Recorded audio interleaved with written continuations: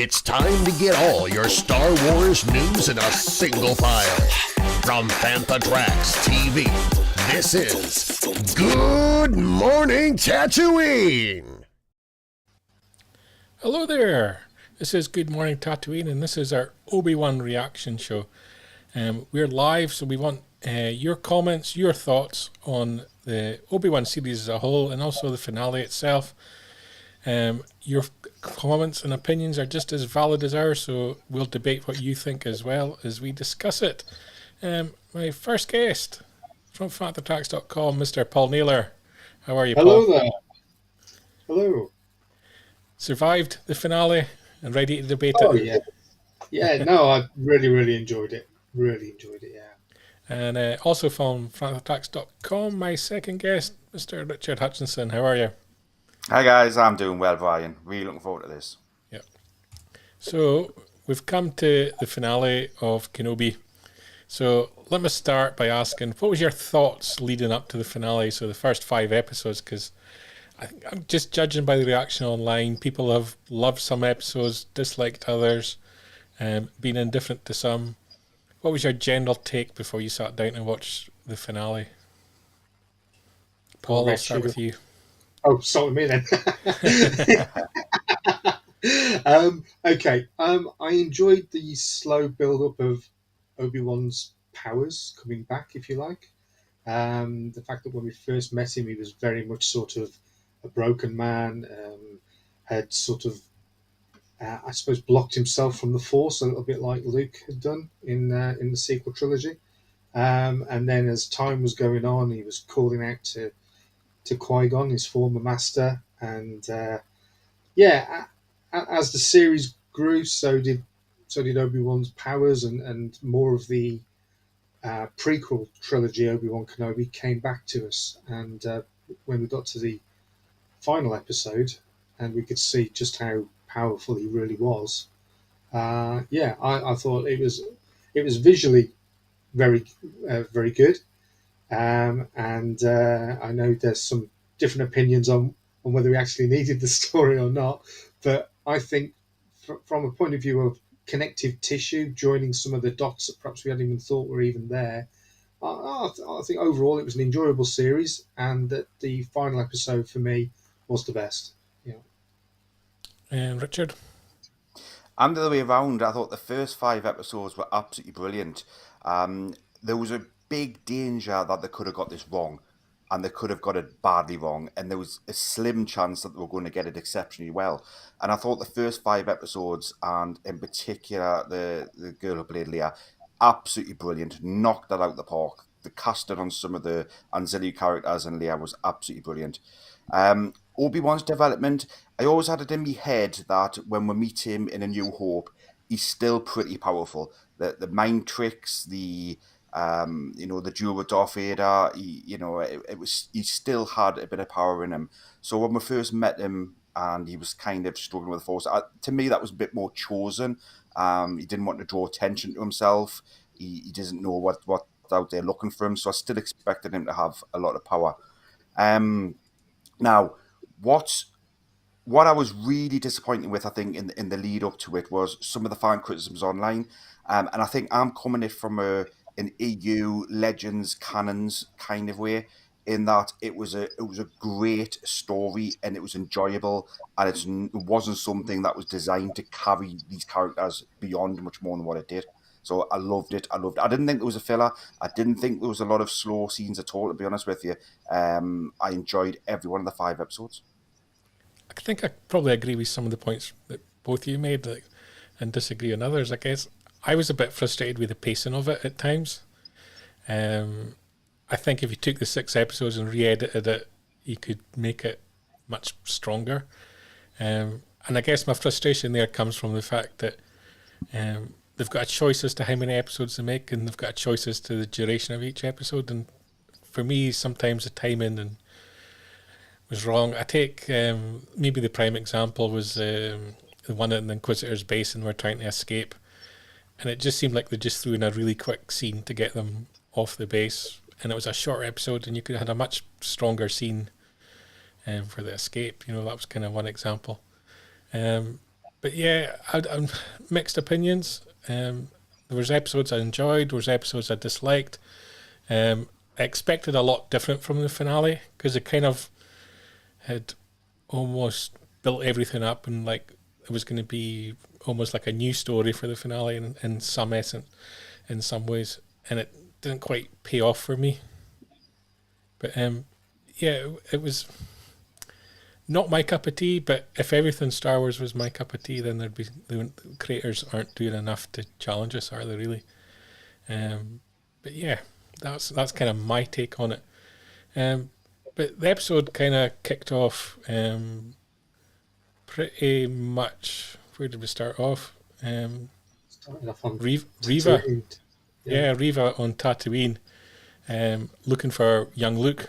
And Moses, that plays Riva, took a lot of stick in the series, but I think in the final episode she really showed her acting chops. Paul, your thoughts? Yeah, I mean, I've never had any issues with her, really. I mean, we were talking before, and I kind of get what Rich was saying, whereby she can play the emotional character very well, but maybe not the sort of dark, bad guy, bad woman character as well as perhaps she could have done. But I think there was maybe because her real goal wasn't necessarily to track down and get rid of Kenobi. It was more vengeance against Vader, that perhaps she just wasn't very good as a character at hiding that and being as bad as people were expected her to be.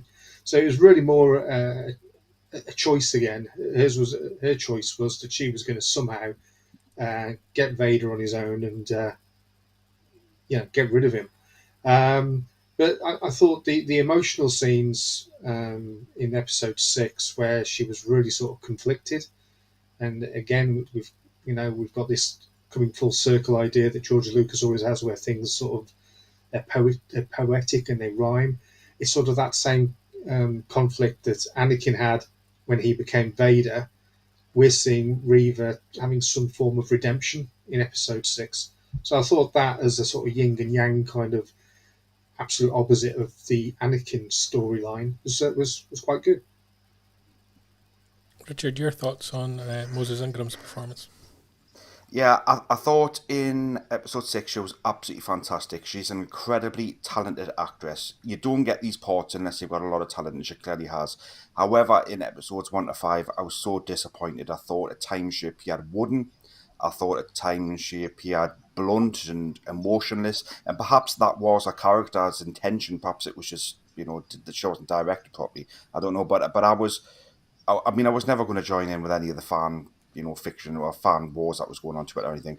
But I did have an opinion of Reva in that I thought she was miscast initially, but proved us wrong in the 6th episode. She was brilliant.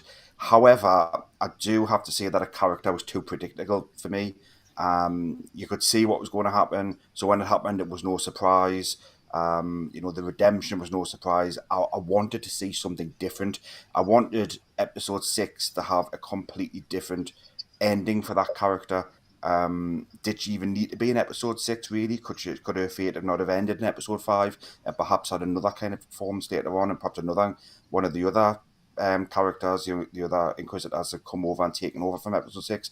That may have challenged it better, but yeah, she's a tremendous actress, absolutely, but I just don't think she could play an evil, dark character. You've got to have a certain kind of presence, you've got to have a certain look, you've got to have a certain build, the way you hold your head, and she didn't have that for me.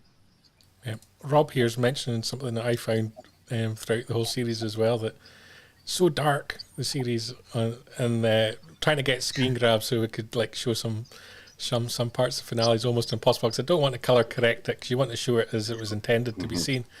Yeah. It doesn't work. So maybe I need a new TV too. It's they moved the plot quite quick at the start of the show. So we had Vader chasing after our rebels, and young Kenobi and Leia started to have the conversation that they were going to have to part ways. He was going to have to go and face up to Vader, and we then swiftly moved back to Tatooine, and we got our first appearance really of significance from young Luke, who didn't maybe get perhaps the same opportunity as the young Leia to show their acting abilities, but I thought he put in a pretty credible performance as young Luke, and I think they kind of handled the use of that character quite well. It wasn't overused, but just enough to make it work. Oh, Yeah, I think the whole idea from the trailer was that we were going to see a lot more of Luke than we actually did, and I think that choice they made was spot on. We didn't need or want to see too much chitter chatter between Ben Kenobi and Luke. What was a surprise and quite a revelation was Leia. The fact that she was pretty much ever present, and the relationship I felt between her and Kenobi was very sort of believable and not in any way creepy, which it could easily have become. It felt very natural. I think that's probably because Ewan's been a father himself, and he knew how to relate to a 10-year-old girl. I thought that worked really well, and she was a great little actress as well. She got some of the mannerisms, and I thought that particularly in episode 6, when there was a couple of times where she smiled, and it reminded me of that bit at the end of Empire Strikes Back when Chewie and Lando are about to head off and go and find Han, and Chewie sort of growls down the microphone, and you see Carrie Fisher smile in such a really cute way, and the little girl almost mirrored that smile, and it's sort of like it connected the character, the young Leia to the old Leia, the older Leia, really well. But I think that the lack of use of Luke was good. But yeah, the whole Leia thing was unexpected and really well handled. Yeah. I think if they had done anything with Luke at all, they would have spoiled the whole show. Luke could not have been given a mission. He couldn't have been given a job. He couldn't have been given a task. He didn't have a clue who Ben Kenobi was. He didn't recognise the name Kenobi. He just knew he was possibly some old hermit. And that's exactly right. They got that right. Now, with regards to the girl who played Leia, yes, she was absolutely brilliant. But what I thought through it, it's such a shame that Carrie Fisher couldn't have watched that performance, because I think Carrie Fisher would have invited her over to her mansion, and she would have took a hold of her, looked after her, took care of her, because Carrie Fisher would have thought that performance was brilliant. And I don't think that girl's got a big future if she develops in the same way. I mean, obviously, as we know, some child actors don't, but she was tremendous. And I also think that the story with Leia that they've had was really good. I like the way that the adults were listening to her. She was showing leadership. She was showing all the qualities that showed why she was such a young senator. And her princess skills right from the start.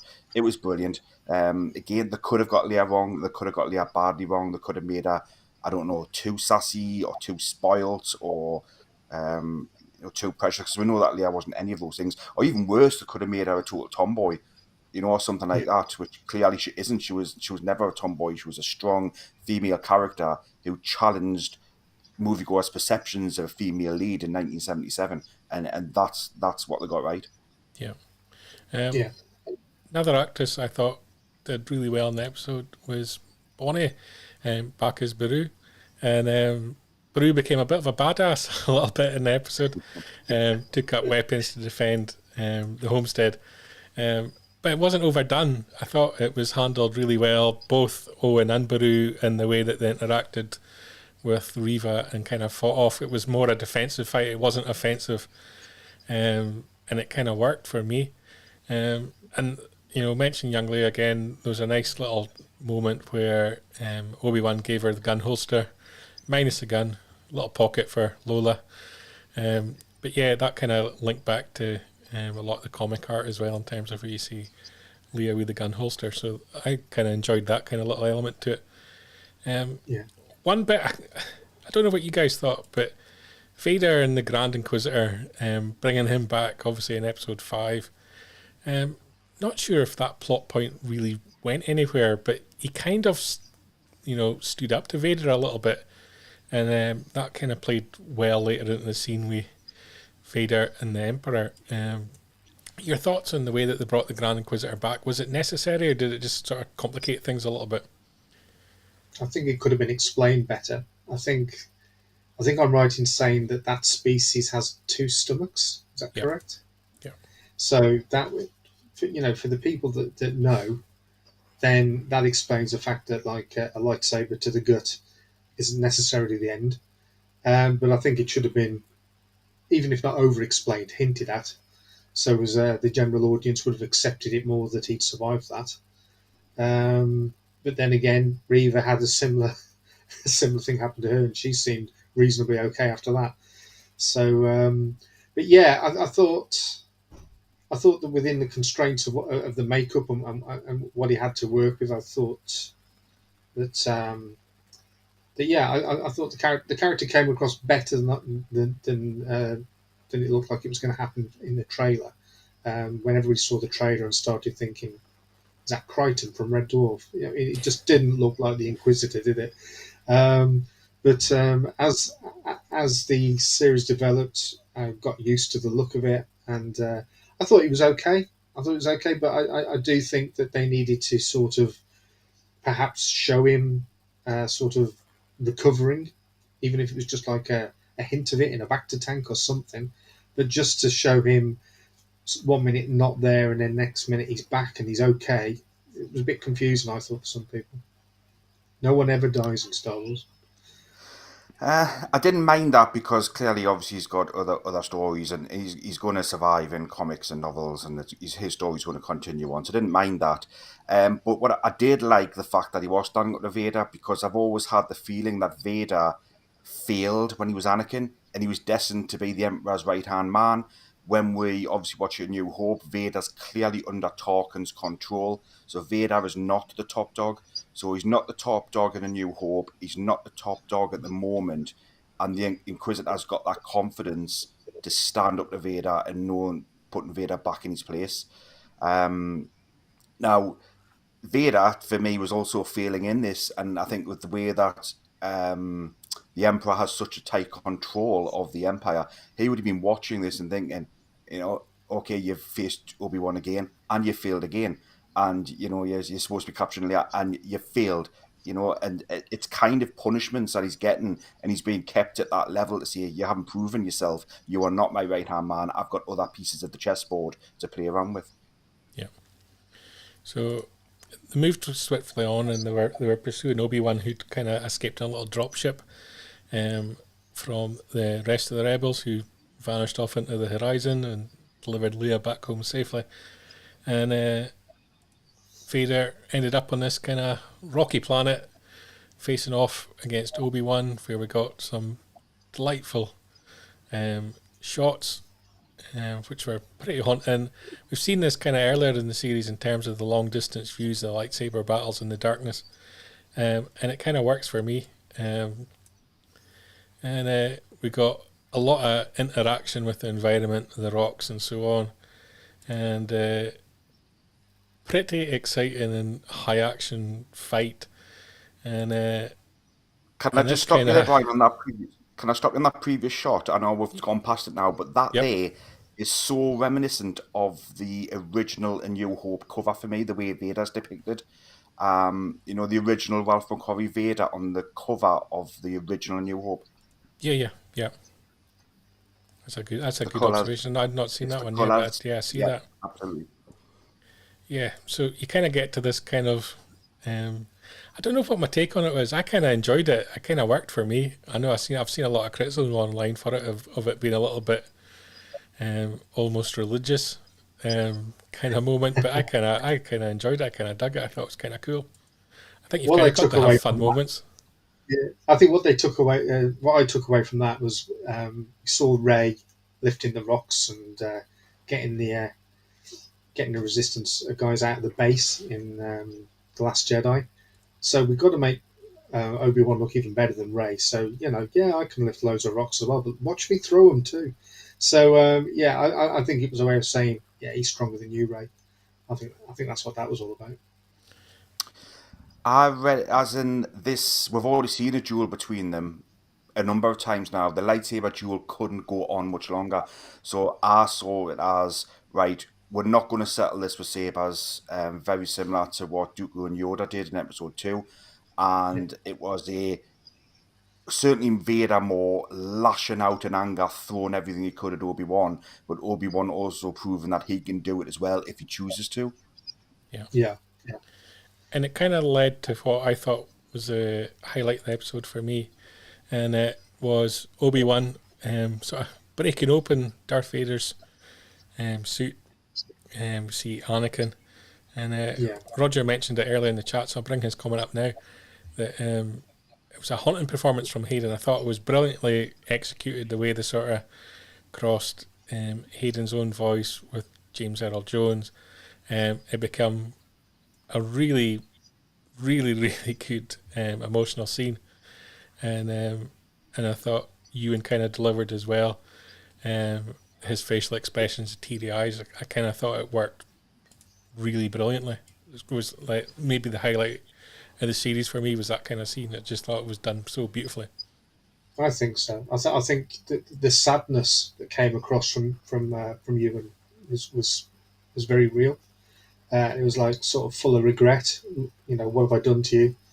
And when when you can see Hayden's sort of face and you can hear that sort of, like you say, that mishmash of the James Earl Jones voice and Hayden's own, I thought that worked really well. It's very powerful.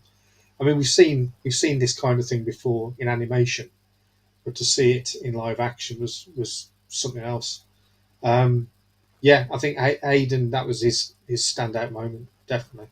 Yeah, Um, Even if he'd only been brought back to do that, it would have been worth it. I mean, the fact that we got a bit more of him earlier on in flashback and also in the back to tank, great. But that, if he'd only been brought back for that, that would have been enough for me. I still think one of Vader's most powerful moments was probably in the episode where he drags Kenobi into the fire, which was pure revenge. That was, look what you've done to me. I'm going to do it to you, and that for me showed a real sort of need for absolute 100% revenge. You're going to get exactly what I had. That for me just that took Vader to another level. That was like spiteful Vader. I think the first time you met Vader, it wasn't Anakin, clearly. It was a body inside a suit. And therefore, the performance in front of that was obviously he was upset and emotionally found it tough. But once he actually saw Anakin's face for the first time since episode 3, I think that's when it hit him and he actually realised this is Anakin still. And Yeah, I think he played that performance really well. And the fact he called him Anakin, I thought was brilliant. He didn't call him Vader at that time. I think that, and he put a real human being in that suit. yeah, yeah, yeah. And it was quite clever how at the end of that scene um, when Anakin says, well, Vader says, "You didn't kill Anakin, I did," and then at the end of it, he goes, the last thing he says to him is he calls him Darth and walks away. So that then sort of then links back to the old a young Jedi named Darth Vader killed your father. So it sort of connected that bit up, didn't it, to A New Hope? So yeah. Brent also mentioned something I spotted as well, and I didn't spot it as I watched the episode, but I was actually watching Sebastian Shaw's performance just on its own earlier today. Randomly came up on YouTube for me, and noticing that the scar matches, and I thought that was a nice touch, and because I think it came up because I'd been looking at the video of Hayden's face kind of being revealed, and you're thinking, ooh, is that right? Is that how it should be? And then when you actually go back and you watch Return of the Jedi, Vader isn't that messed up underneath the helmet. He's got the scar across the forehead, but his face is pretty clean, and it kind of matched up kind of nice. So I thought they did the actual, the cosmetics and so on there really spot on.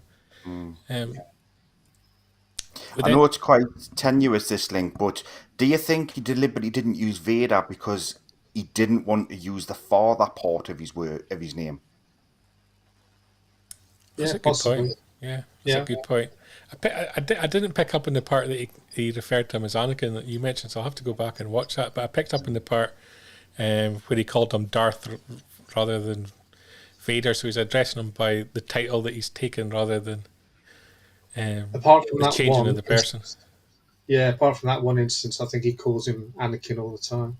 Yeah, that was good.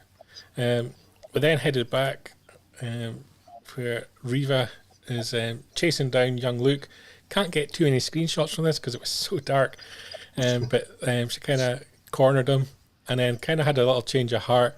She went kind of through like an emotional segment where she had the flashbacks to being a youngling, and rather than killing young Luke or doing whatever she intended on doing to him, she sort of became his saviour a little bit and carried him back to Owen and Beru.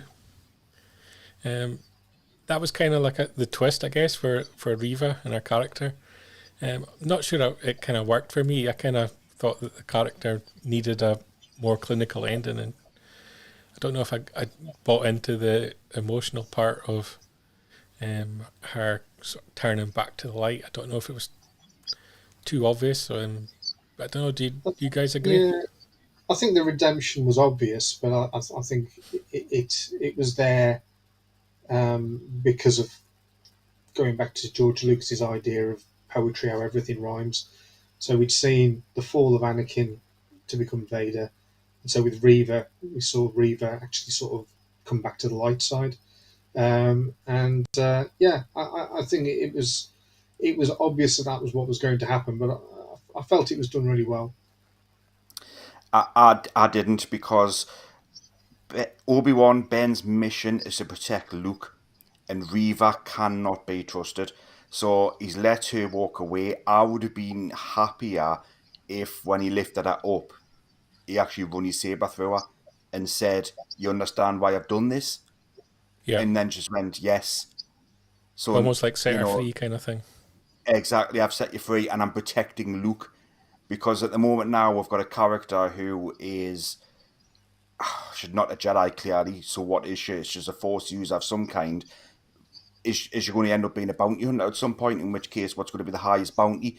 The offspring of Skywalker. So it's a loose end that I think could have been tied up neatly and given it much more power if Obi-Wan had killed Reva. Yeah, Phil Parker kind of offers an alternative. Even if Obi-Wan had taken her on as a Padawan, it gives them a second series story arc, some description. It needed something rather than another character kind of cast off into the ether and then maybe comes back in a comic or a book somewhere. Well, she could be I don't like leaving too many loose ends out there. But there we go. We then headed back to Mustafar. Always nice to get a wide shot of Mustafar. And we got a character that I'd been longing to get back in the series. I think he deserved to be in the series, in the Emperor.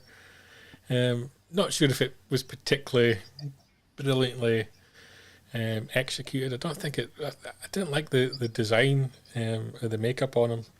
No. I would criticise on that. But I like the fact that it was another scene where Vader's getting smacked down into his position within the Empire by the Emperor. I always enjoy that kind of moments.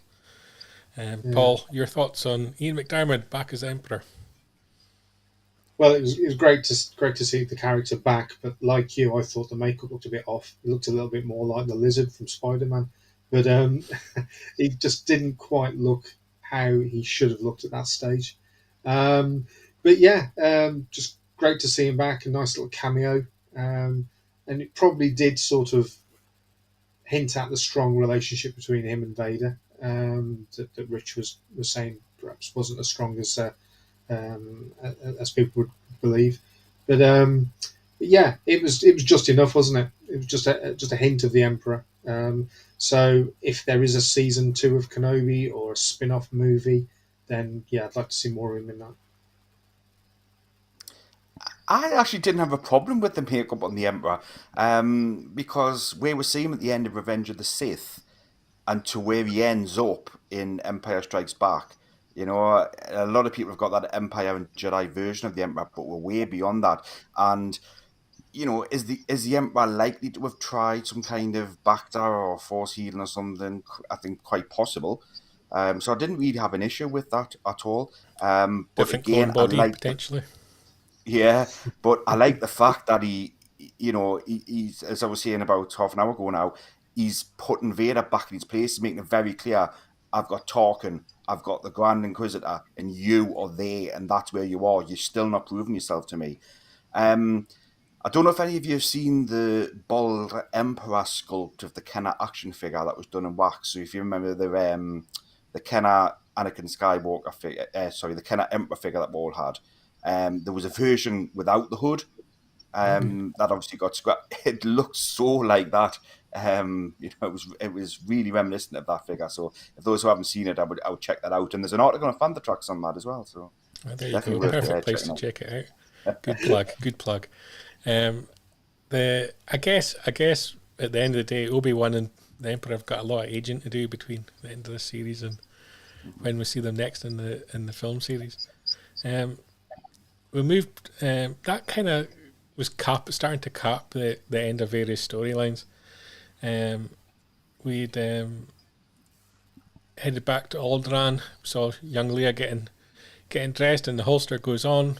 Little rebel in the making right there. Mr. Newbold throwing one out there, Richard, under pressure for more articles. You see, you've bought yourself a problem. And Obi-Wan met up with Bale once again. I thought Jimmy Smits was excellent throughout the series. His performances I really enjoyed. And we got a lovely little scene with Obi-Wan kind of saying farewell to little Leia and giving her the idea, don't tell anyone we ever met, which kind of solves the problem. I've been saying it all series, and I'll say it again just because. The whole scene where she does a little hollow recording to Obi-Wan saying that you served my father during the Clone Wars doesn't mention the fact that they went off on a little side adventure when she was a child. Kind of irritates me. But that's just a headcanon. It's not that important, but it's just something that bugged me a little bit. But we started wrapping up threads quite quick, and I don't know if any of them were particularly brilliantly wrapped up and handled. But it was good that they went back to Alderaan and we had that kind of scene with Obi-Wan and Bale and young Leia. I kind of thought that was needed. Paul? Yeah. Always good to see Alderaan. And yeah, there's 2 guards in the background. I don't think any of them were the ones from the New Hope. Don't think any of them were the extras. But what I liked most about that scene, and from some of the previous episodes, the Kenobi sleeveless cape. It's the Kenner action figure. You know, come on, we've put it into the series. It's brilliant. For me, the end of episode 6 was a little bit like watching the end of Lord of the Rings, where you've got sort of about 4 or 5 curtain calls that could have quite happily have been the end of the series. But no, let's have another one. Let's have another one more. And leading up to the inevitable one that we'll talk about in a minute. But I thought it was all handled like you say. It was very much let's close all the let's make this very neat, give it all a very neat ending, and didn't really leave it a lot open for any future adventure unless they really want to. Yeah, they don't have to do any more. I don't think Kenobi and Leia can meet again. That's for sure. I'm not sure if there was enough for Leia to make the connection between this general serving in the clone army and this ragged character who's come to rescue her. I'm not sure there's enough in there for her to make that solid connection to say, oh my God, you are the hero from the Clone Wars, you know, you are the one who, you know, killed Grievous and all this kind of thing. So it kind of did work for me a little. Yeah, I would have preferred if she'd called him Ben throughout the whole series. Yes. Mm-hmm. And then I would have bought into that a little bit more, that, you know, she's just too young, didn't really make that connection. We quickly headed back to Tatooine, and we got a very sad moment where he's packing up his stuff and moving out of his cave, and he's going to go and build himself a house, I suggest. And then he went back to the homestead. We had scene with Uncle Owen, and then maybe potentially a controversial element where he was introduced to young Luke. I kind of felt it was needed. I could maybe have done without the "hello there" line. Might have been better just silence, maybe. It's quite sweet, you know. I like the way that Owen's sort of like watched Kenobi sort of like potentially go back to his ERP and disappear. And he said, "Ben, do you want to meet him?" You know, it was sort of him sort of saying, "All right, you've realised that that he's probably safe just growing up on his own, and we'll see how he develops, rather than training him as a Jedi." And that was Owen's way of saying thank you. Yeah, come and meet him. See what you think. And that's the way, obviously, Luke ends up with his little toy that we see him playing with back on the homestead in episode 4 as well. 10 years and Owen never got him another toy. Like, what? As collectors, like, it's like, that's what harsh. Would you like, want another Skywalker? You know, it's great. You see, I didn't think that was needed because I don't know if Owen and Beru even knew about Leia.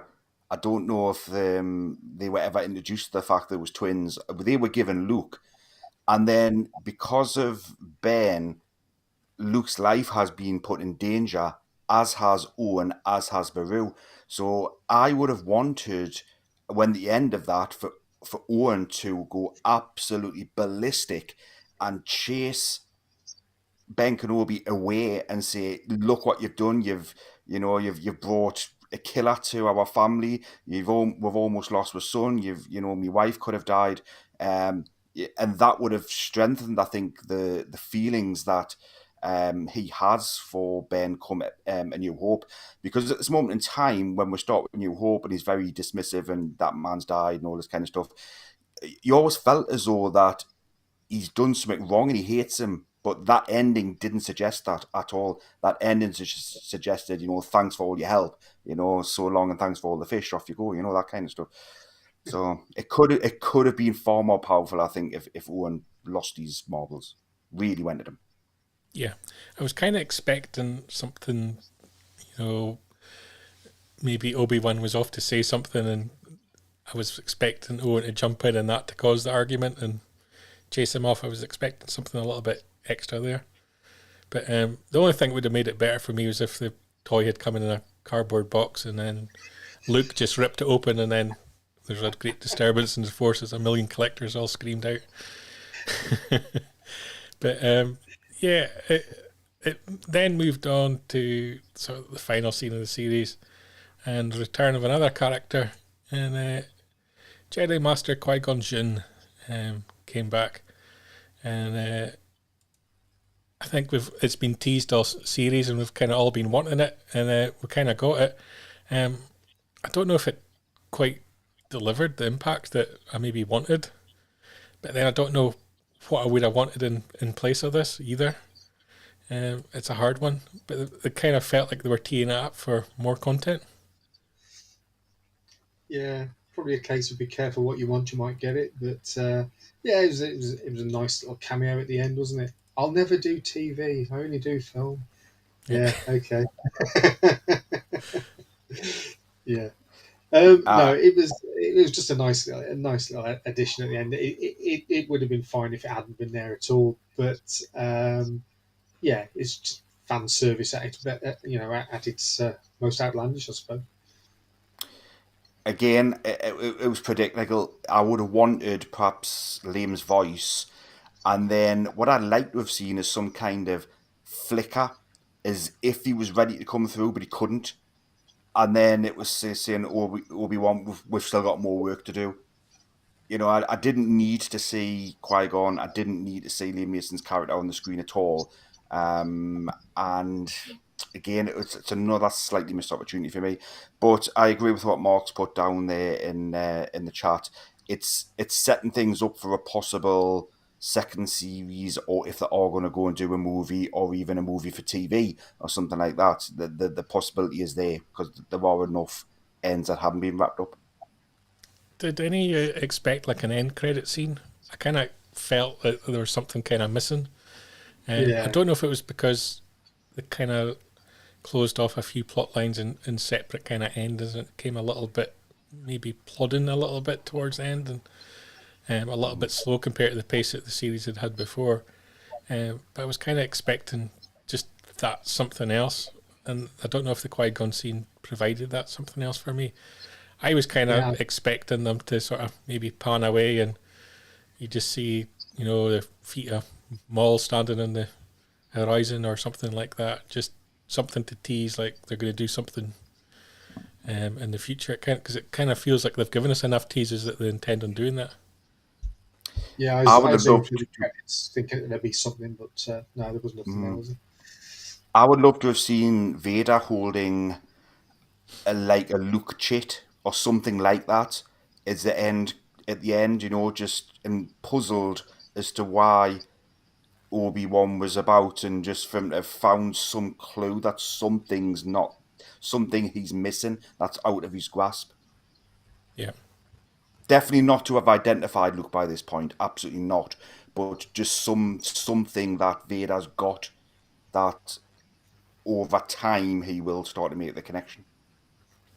Do you feel like it warrants a second season? Have they given themselves something to work with there?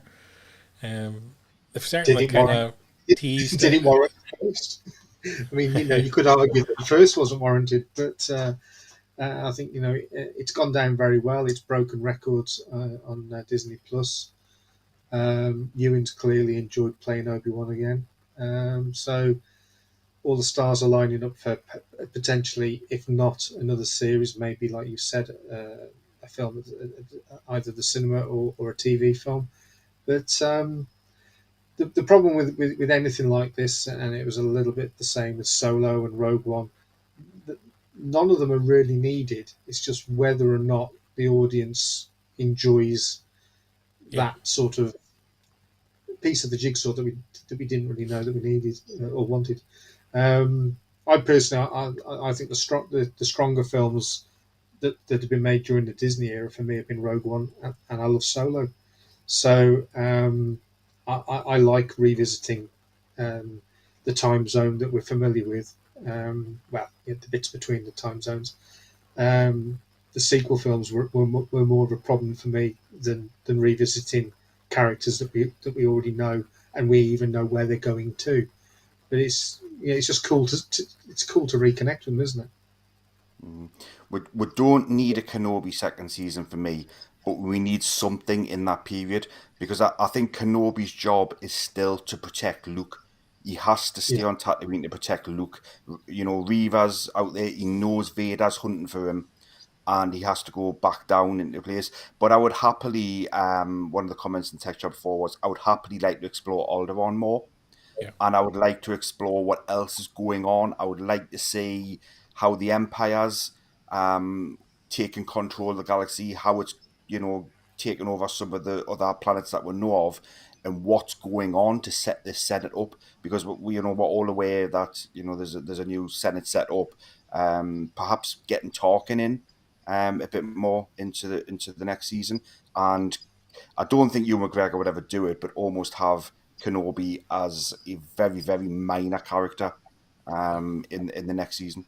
That's the way I would do it. They've kind of always kind of wanted to do this like Deinzians of Mos Eisley kind of content. There's rumour of a film for some time. Why not have like a Jabba series? Bring in Crimson Dawn, bring in Maul, have them cause a problem for the moisture farmers, and Maul's got an issue with Uncle Owen, and you need Obi-Wan to step in to protect young Luke. I mean, it gives you everything you want. It takes the focus away from Obi-Wan, gives you an open story, brings Maul back, gives you the Obi-Wan Maul encounter that people seem to crave. Finally kill the guy. And it kind of rounds things off maybe a little bit there, and then maybe that ends having to do too much content around Tatooine. Yeah, I think some of the Disney shows that we've had, we're seeing Tatooine over and over again. There was no reason other than to see Boba Fett escape from the Sarlacc pit to keep him there on Tatooine. I'm sure they could have written that onto another planet, but have made it more interesting. Same with Mando, a lot of time on Tatooine there as well. Yeah, we need to get away from Tatooine. Yeah, but I've always been puzzled by a line in Jedi that Jabba said, when Luke tries the mind tricks, it doesn't work, and he says, he hunted down Jedi. To the best of my knowledge, unless I'm missing something, I've never seen Jabba hunt down a single Jedi yet. So that line is linked somehow. Someone needs to pick it up and explain it to us. Perhaps Jabba does have a role in hunting down Jedi. He's never said he killed any, so perhaps there is a Jabba Kenobi kind of thing there somewhere. Yeah, and he could even mean that he just orchestrated it. He could have sent somebody else after the Jedi. Mm-hmm. He needn't actually do it himself. Yeah. We've obviously got Andor coming on the horizon. It kind of falls into this kind of timeline a little bit in terms of the birth of the rebellion. And when you mention Rob there in the comments, mention the Alderaan series, and you've picked up on that, Rich, as well. You've got the possibility to link that into Andor as well, because obviously they're looking at the birth of the rebellion. Bail is obviously a huge part of that. You can certainly have a series based around Alderaan and the Senate, the birth of the rebellion there from that angle. It ties quite neatly to Andor, which may be intriguing. Yeah. But remember, from A New Hope, Alderaan has no weapons, so I'd love to know what those two big force pikes or whatever they were that those guards had.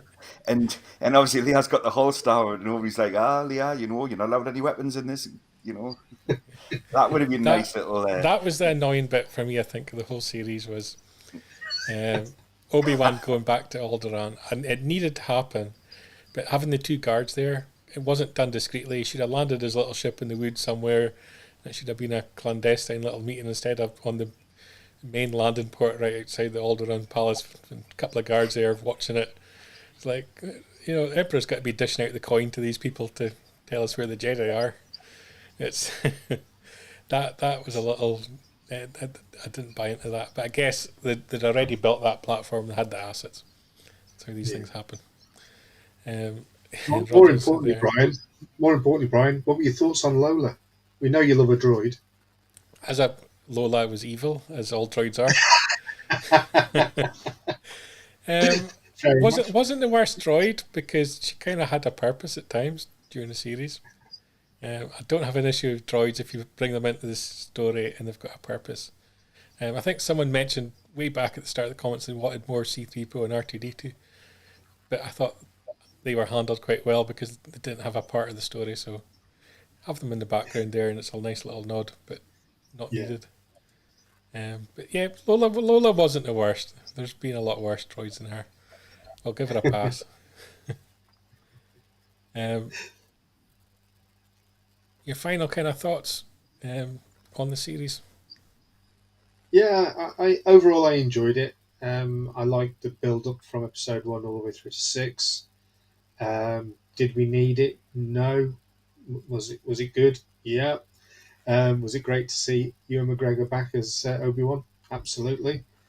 Um, I think the um, the volume that they use to do a lot of the outside scenes, sometimes it still feels very claustrophobic and very indoors, even though it's meant to be outdoors. That's the only criticism I'd have of the actual scenes.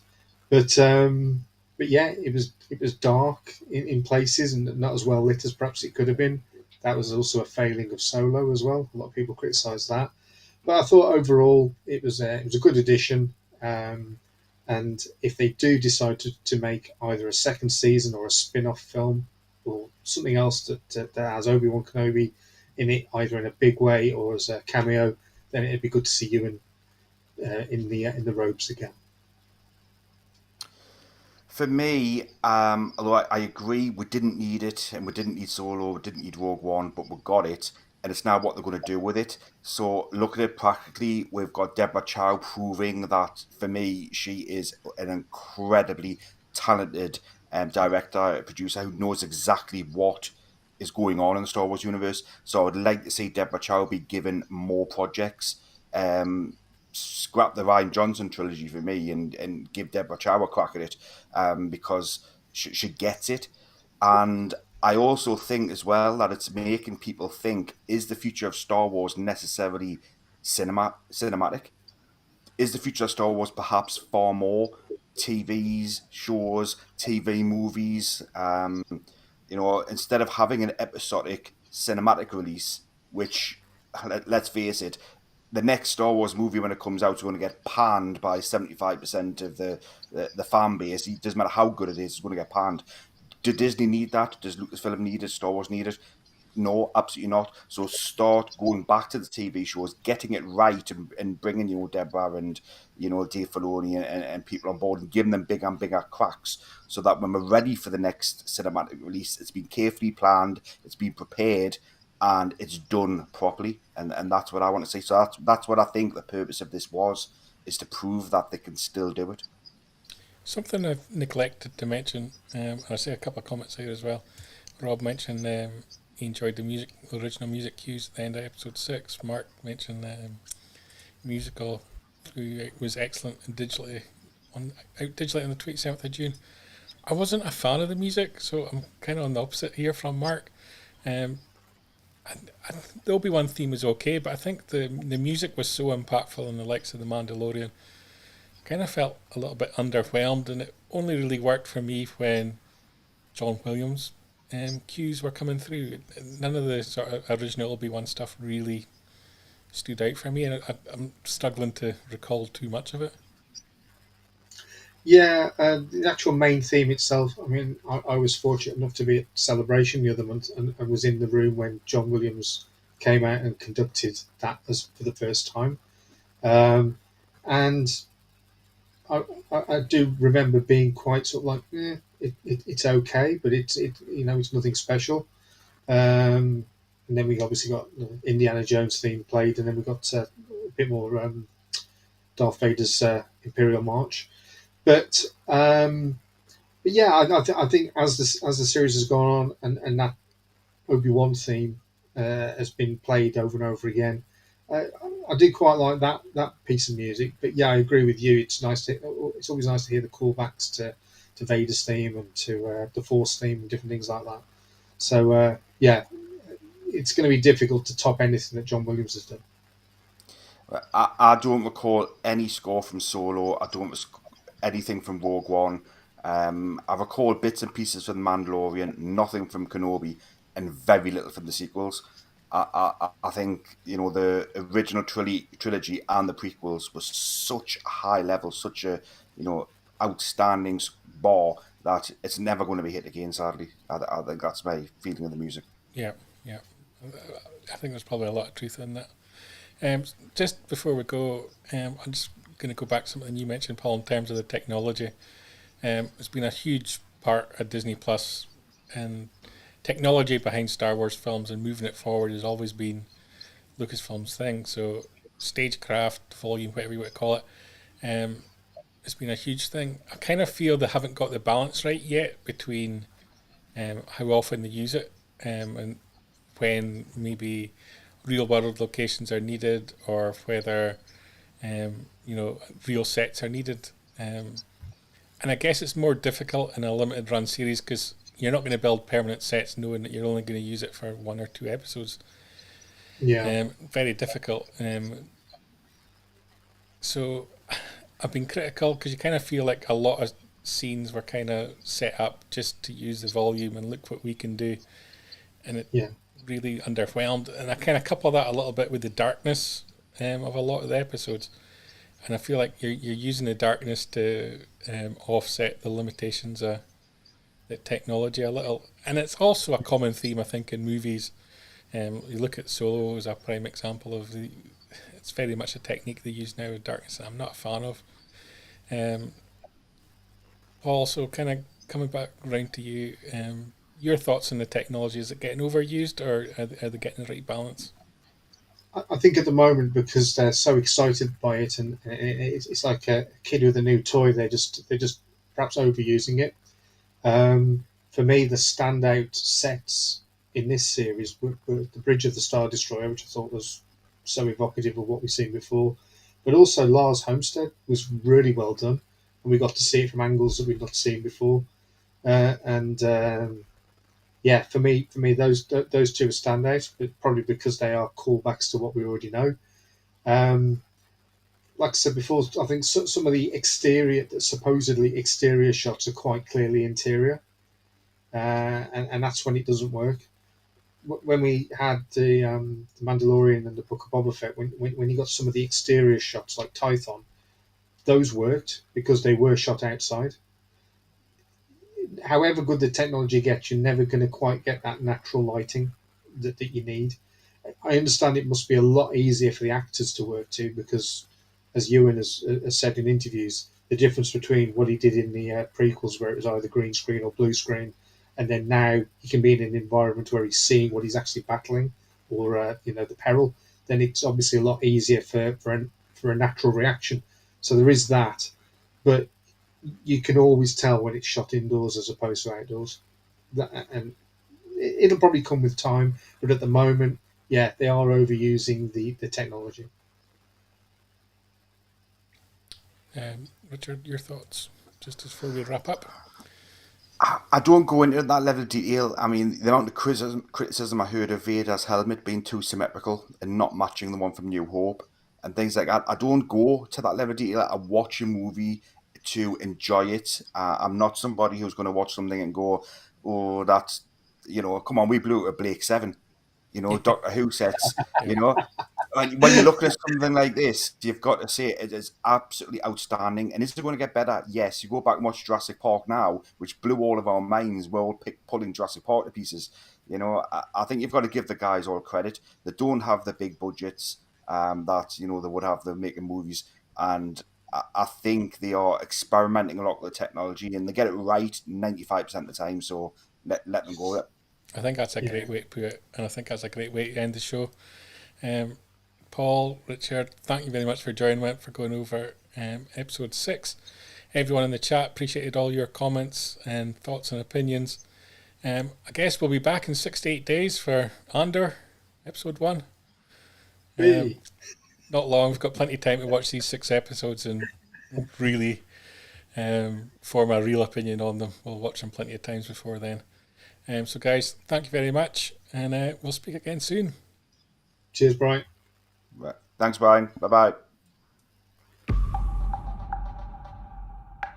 Keep up to date with the latest Star Wars news each and every day on FanthaTracks.com. You can also find us on Twitter, Facebook, Instagram, TikTok, Tumblr, and Pinterest at Fantha Tracks. And be sure to like, comment, subscribe, and follow Fantha Tracks TV to be alerted to new content and to be a part of our live shows.